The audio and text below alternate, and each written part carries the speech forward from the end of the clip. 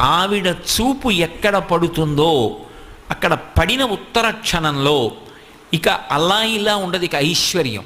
అది ఉత్సాహం కానివ్వండి, సంతోషం కానివ్వండి, పూనిక కానివ్వండి, అక్కడ ఉండేటటువంటి సంపద కానివ్వండి, అవన్నీ కూడా అంత పుష్కళత్వాన్ని పొందుతాయి, అంత సంతోషంగా ఉంటుంది.